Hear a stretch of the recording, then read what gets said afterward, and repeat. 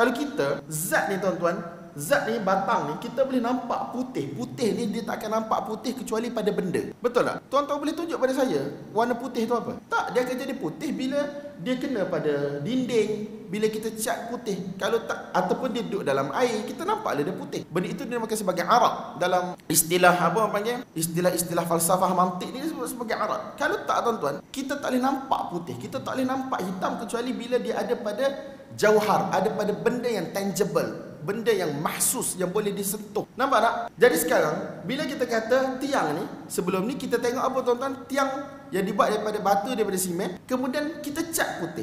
Dan cat ni kan dia boleh tanggal, betul tak? Kita nampak benda tu dia menempel, benda yang mana menempel ke atas tiang. Tapi sifat Allah, zat Allah kita tak pernah nampak. Kita tak pernah nampak, kita tak pernah lihat, kita tak pernah sentuh. Begitu juga sifat Allah Subhanahu Wa Taala. Jadi perbahasan qaimatun bidzat, benda-benda ni dia terlalu apa orang panggil, dia dah jadi terlalu dalam, dan benda ini tidak berkait dengan kita. Kita diminta hanya untuk beriman Allah SWT ialah Tuhan yang maha mendengar, maha melihat, mempunyai sifat-sifat kesempurnaan sebagaimana disebut dalam Quran dan disebut dalam hadis Nabi SAW. Betul tak? Orang awam bila dia baca wa kana Allahu sami'an basira, dan Allah Subhanahu Wa Taala satu zat Tuhan yang mana maha mendengar, maha melihat, mereka berhenti kat situ dan mereka faham Allah Ta'ala bersifat dengan sifat kesempurnaan. Betul tak? Tidak ada satu benda pun yang tidak didengar oleh Allah, tidak ada satu benda pun tidak dilihat oleh Allah Subhanahu Wa Taala.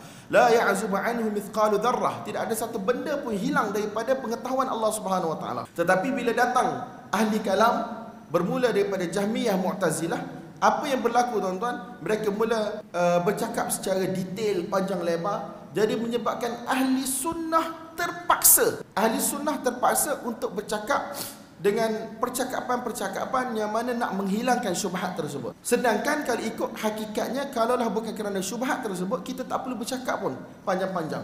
Sifat ma'ani, tak ma'ani, qaimatun bidzat, zat ke dia, sifat ini adakah zat Allah ataupun bukan zat Allah. Ini semua orang kata perkataan-perkataan yang mana tidak diwarisi daripada Nabi, tidak diwarisi daripada sahabat, tidak diwarisi daripada a'immatus salaf, kecuali bila tuan-tuan, bila datangnya golongan yang mana menafikan sifat-sifat Allah Subhanahu Wa Taala. Dan apabila mereka menafikan sifat-sifat Allah Subhanahu Wa Taala, kalau kita tengok kesan, kalaulah setakat dia nak nafikan sifat ma'ani, tetapi dia nak sabitkan Allah itu maha mendengar, maha melihat, itu kita nampak macam okey lagi. Tetapi sebenarnya tuan-tuan, apabila benda ni dibiarkan, dia bukan sampai tahap itu je, dia akan menafikan kewujudan Tuhan itu sendiri. Sebab tu para ulama kita berkeras. Walaupun kita nampak, macam saya bagi tahu tadi, khilafnya, Mu'tazilah berkata Allah mendengar. Betul tak? Mu'tazilah berkata Allah melihat, Ahli Sunnah berkata Allah mendengar, Allah melihat. Cuma khilaf di mana pada sifat ma'ani. Apakah itu sifat ma'ani? Iaitu sifatun zaidatun qa'imatun bidzat. Sifat yang mana berdiri pada zat. Kita terjemah berdiri ni, kita boleh faham ke? Kita tak boleh faham. Tetapi berlaku perbahasan sebab takut last sekali sebagaimana disebut oleh sebahagian ulama, antaranya Imam Bukhari rahmatullahi alaih, daripada dalam kitab Khalq Af'alil Ibad. Saya tak ingat beliau nukilkan kepada siapa. Puak ni pusing sebenarnya nak kata tak ada Tuhan. Puak ni nak kata last sekali pusing tidak ada Tuhan. Tapi kalau dalam ayat yang Imam Bukhari bawa tu, laisa fis sama'i ilah, tidak ada Tuhan yang tinggi di atas sana, ataupun laisa 'alal 'arsy Rabb, tidak ada Tuhan di atas arasy. Last sekali dia akan bawa kepada mana tuan-tuan? Mula-mula dia bahas tentang nak selamatkan Allah daripada ta'addud, daripada banyak, 2, 3 kan. Bila kita kata ada sifat, jadi dah macam Tuhan tu 2, 3, 4, 5, 6. Ada yang kata tak boleh bagi tahu pun Allah Ta'ala ni ada nama-nama yang baik 99 dalam hadis. Maksudnya kamu sembah 99 Tuhan. Jadi dia kata ada Tuhan sahaja. Tetapi sebenarnya tuan-tuan, kalau kita biarkan, kalau a'immah salaf dahulu biarkan, maka dia akan sampai kepada satu tahap akan jadi etis. Tuhan tak wujud. Nampak tak tuan-tuan? Akan jadi etis. Tuhan tak wujud. Ataupun dia akan pergi kepada apa? Ta'addudul qudama paling kurang. Ada banyak zat yang qadim. Semua benda ni qadim. Macam-macam lah tuan-tuan. Aliran yang sesat ni macam-macam. Jadi para imam kita, mereka berkeras pada setengah tempat adalah untuk menutup pintu daripada benda ini meleret-leret pergi kepada apa tuan-tuan? Pergi kepada bahaya yang lebih besar. Antara bahaya yang lebih besar, salah satu daripada dua. Sama ada dia menafikan kewujudan Tuhan, ataupun dia kata ada banyak Tuhan. Itu saja tuan-tuan. Wallahu alam. Kalau kita yang duduk hari ni, zaman orang kata kita semua Islam, dalam negara Islam, selamat daripada falsafah-falsafah yang mengarut-mengarut ni, berpuluh tahun dalam kehidupan kita, kita hidup dalam keadaan elok kan tuan-tuan. Jadi tuan-tuan rasa perlu tak kita nak bahas wa kana Allahu sami'an basira, adalah Allah Subhanahu Wa Taala itu Maha mendengar, Maha melihat. Ini adalah sifat yang disebut sebagai sifat ma'nawiyah. Sifat ma'nawiyah kan kita dah cerita semalam. Kaunuhu sami'an, kaunuhu basiran. Ini sepakatlah orang Islam yang orang kata mengaku Islam, Allah Maha mendengar, Allah Maha melihat. Betul tak? Cuma perbahasan dia di mana? Yang mereka berselisih pada sifat ma'ani. Mendengar dengan apa? Mendengar dengan zat ataupun mendengar dengan pendengaran. Mendengar, melihat dengan zat ataupun melihat dengan penglihatan. Tahu dengan ilmu ataupun tahu dengan zat. Benda-benda ni tuan-tuan, kita tak pernah ambil berat pun dalam kehidupan kita. Kecuali kalau orang tu dia mula belajar akidah mengikut kitab. Kalau dia start belajar akidah mengikut kitab, kan saya dah bagi tahu semalam. Ada orang ARG lah, dia tanya, apakah masalah yang selalu dihadapi oleh orang awam bila dia belajar sifat 20? Betul tak? Saya dah bagi tahu semalam. Apakah masalah yang akan dihadapi oleh orang awam? Dia buat macam pertanyaan lah. Kalau belajar sifat 20, antara banyak benda yang orang sebut ialah kerana bahasanya, kerana istilah. Kalau tanya saya, ada banyak benda yang mana tak perlu disebut pada orang awam. Tapi kalau ustaz-ustaz, bila dia datang ke masjid, dia nak mengajar, dia guna kitab-kitab kecil, sama ada daripada aliran pondok yang telah diterjemah ke bahasa Melayu ataupun yang ditulis dalam bahasa Melayu lama tu satu. Kemudian ataupun kalau budak-budak yang mengaji di madrasah yang guna kitab bahasa Arab yang kecil-kecil, yang bawah-bawah ni, mereka mula disenakkan dengan perbahasan-perbahasan ini. Jadi manusia akan jadi macam stres, akan jadi serabut. Orang awam ni tuan-tuan, kita tak tahu dia dengar berapa puluh tahun dah kehidupan Allah Maha melihat, Allah Maha mendengar. Betul tak? Dan benda tu ada dalam Quran, ada dalam hadis. Tetapi tiba-tiba bila dia start nak belajar ilmu akidah, apa yang berlaku? Allah Maha mendengar, Maha melihat, betul. Cuma pendengaran Allah tu macam mana? Mendengar dengan zat ke mendengar dengan pendengaran? Melihat dengan zat ke melihat dengan penglihatan? Kemudian sifat Allah Ta'ala tu dia bertempek pada zat ke dia bukan bertempek pada zat? Adakah dia itu zat ataupun bukan zat? Kemudian bila Allah SWT bercakap, makhluk tak ada lagi pada waktu tersebut. Macam mana kalam ni? Apa ta'alluq kalam ni? Allah berkuasa tapi makhluk tak ada lagi. Allah mendengar, makhluk tak ada lagi. Ke Allah ni mendengar bila manusia start bercakap? Dia start dah, dia panjang, maka dia membawa kepada teori ta'alluqat yang saya sebut semalam. Ta'alluq. Betul tak? Saya sebut pada tuan-tuan untuk tuan-tuan tak faham, supaya tuan-tuan menjauhi pengajian yang macam ni. Sebab orang tidak akan faham. Saya pun tak faham. Selalu kena maki dalam kelas. Tak adalah kena maki, selalu kena marah. Kalau ta'alluqat ni hari-hari kena tanya dalam kelas. Ta'alluq sifat kudrah apa? Ta'alluq sifat iradah apa? Ta'alluq sifat kalam apa? Ta'alluq sifat sama apa? Ta'alluq sifat basar apa? Sampai dulu saya pernah dengar satu ustaz tu dia mengajar di masjid lah. Dia kata Allah bukan berkata-kata, Allah mempunyai sifat perkata. Kata menatang apa pula? Dia kata Allah tak berkata-kata. Dia kata Allah mempunyai sifat perkata. Kalau dia kata berkata-kata, maksudnya macam kita lah, sekejap cakap, sekejap tak cakap. Betul tak? Padahal itu ialah mazhab salaf. Takallama bima sya' mata sya'. Allah boleh bercakap apa yang Allah suka, Allah nak sebut apa yang Allah nak sebut, dengan siapa yang Allah nak bercakap, bila masa Allah nak cakap. Tapi dia kata kita tak boleh kata Allah berkata-kata. Kalau boleh tak boleh cakap pun Allah sebut. Nampak tak? Tetapi dia kata Allah ada sifat perkata. Sifat perkata ni kalau kita terjemah mudah ialah kemampuan untuk bercakap, yalah. Nampak tak? Kita tak nafikan Allah mampu untuk bercakap. Kita kata Allah ada sifat berkata. Tetapi dalam masa yang sama Allah berkata-kata bila masa Allah nak berkata-kata. Betul tak? Jadi tuan-tuan, jadi bila orang ilzam, orang corner mereka, contohnya, adakah Allah SWT sentiasa bercakap dengan Nabi Musa? Tidak. Nah, Allah SWT dalam zahir Quran bercakap dengan Nabi Musa bila tuan-tuan? Bila Nabi Musa pergi ke Bukit Tursina tu. Betul tak? Ataupun pergi ke Wadi Mubarak tu. Betul tak? Jadi sekarang orang akan tanya, pada waktu tersebut Allah bercakap dengan Musa ke tak? Mesti dia kata kena bercakap dengan Musa. Cuma orang akan tanya lagi, bercakap macam mana? Ada suara didengari ataupun tidak? Mu'tazilah kata ada suara yang didengari, tetapi suara itu makhluk, Allah cipta. Allah cipta kat pokok, Allah cipta kat batu. Itu cerita lain. Nabi Musa dengar suara dan suara itu makhluk. Ahli sunnah dia kata suara Allah bukan makhluk. Salah dia kata Allah bercakap dengan suara yang didengari dan suara tidak menyerupai suara makhluk. Macam mana? Wallahu alam. Saya tidak bersama dengan Nabi Musa. Tetapi bila kita cakap macam ni, Asy'ariyah akan kafirkan kita dalam kes masalah saut dan juga harf ni.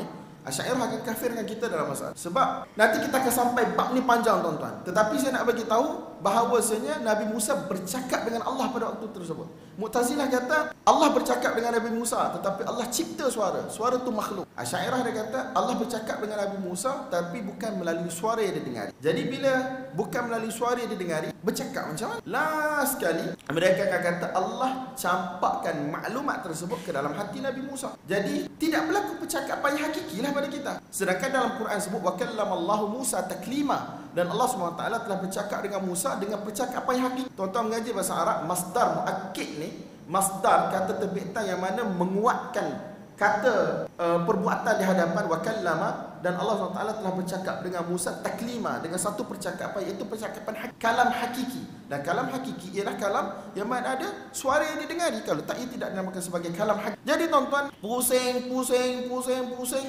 itu timbulnya isu kalam nafsi. Kalam nafsi itu ialah Allah SWT ada sifat perkata. Betul tak? Ada sifat perkata. Saya bagi tahu pada tuan-tuan bukan untuk tuan-tuan faham. Saya nak bagi tahu pada tuan-tuan betapa benda yang pada asalnya mudah, dia telah menjadi terlalu payah apabila kita mula mengaji benda tu.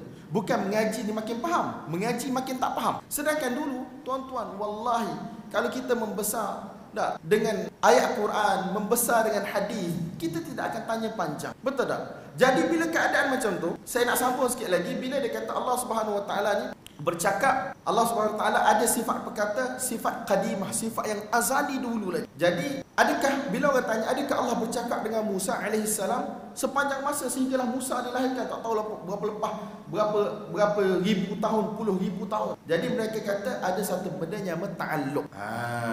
Ta'alluq ni, teori ta'alluq ni ialah perkaitan antara Allah yang qadim dengan makhluk yang baru. Bagaimana bila Allah bercakap? Tuan-tuan, orang gila je tuan-tuan bercakap tak ada makhluk ni.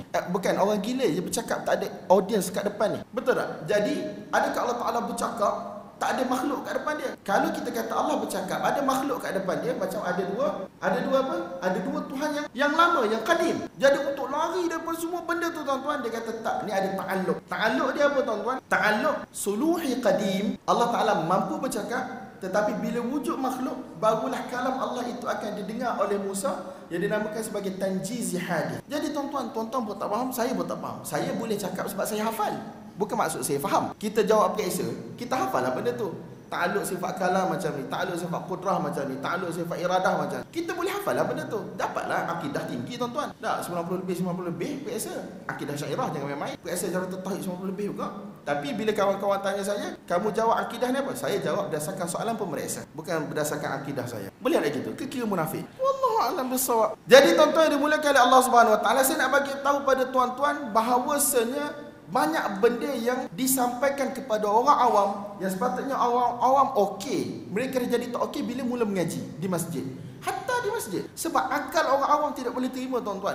Saya ni, saya taklah kata saya cerdik, tapi antara top student. Tapi bila sampai kepada bab-bab ilmu kalam, mantik ni, tak tahu berapa puluh kitab dah belajar. Tetapi syakal dengan darab qiyas iqtirani sampai hari ni pun bengong. Tak boleh ingat dengan elok. Qiyas istithnai. Dah ainul muqaddim yuntij ainut tali. Ainut tali la yuntij syai'an. Naqidul muqaddim la yuntij syai'an. Naqidut tali yuntij ainul naqidul muqaddim. Ini semua istilahat. Padahal benda senang je. Kalau kita bercakap dengan bahasa orang yang berakal, yang biasa, orang boleh faham. Tetapi ada orang, sebagaimana kita nukil daripada Al-Qurtubi semalam, dia suka guna perkataan-perkataan, istilah-istilah yang dia lah sekali nampak rare. Dia nampak macam alim, bercakap dengan istilah-istilah yang power-power ni. Padahal benda simple je. Nampak tak tuan-tuan? Jadi kita kekallah di atas akidah Ajaiz Naisabur. Sebagaimana kata Imam Al-Haramain rahmatullahi alaih, aku nak mati di atas akidah orang-orang awam di Naisabur. Tetapi ada orang takwil lagi, dia kata, ahli Naisabur, awam Naisabur masa tu. Bukan awam macam kita bodoh piang tak tahu apa ni. Dia kata awam Naisabur masa tu. Awam Naisabur lah. Maksudnya Naisabur ni kan satu tempat qaidatul ilm, satu bandar kawasan yang penuh dengan para ulama. Dia kata macam tu pula. Sebab tu saya kata, menjawab ni tak akan habis sampai bila. Kalau Baghdad dia punya tukang kayu pun tak boleh bahas tentang istisna muttasil, istisna munqati'. Sebagaimana cerita yang ma'ruf, ada satu orang alim di Baghdad, tak silap saya dia bermazhab Maliki, tapi orang tak ambil tahu sangat pasal dia, orang tak cara pasal dia. Orang tak orang tak tolong untuk sempurnakan keperluannya. Dia sibuk dengan ilmu, belajar, mengajar. Jadi dia tak sempat lah nak bekerja dalam semua orang. Dia nak keluar daripada Baghdad. Habis bila dia nak keluar daripada Baghdad, dia jumpa dua tukang kayu ataupun pengutip kayu. Mereka duk bahas berkaitan dengan istithna muttasil munqati'. Dia kata aku tak nak keluar daripada Baghdad. Kalau tukang kayu dia pun cakap pasal ilmu, niscaya aku inilah tempat yang baik. Jadi mereka takwil macam tu pula. Bila mereka kata Imamul Haramain nak mati di atas akidah Ajaiz Nisabur, orang-orang tua ataupun orang-orang awam Nisabur, mereka kata Nisabur yang macam mana? Bukan Nisabur yang macam kita hari ni. Orang baca alif bata pun tersekat-sekat. Jadi mereka nak kata juga macam-macam mana pun kena mengaji juga ilmu kalam ni walaupun. Jadi apa yang mereka kata, jawapan yang mereka bagi sebenarnya adalah bertentangan dengan realiti apa yang disebut oleh Imamul Haramain, Imamul Razi.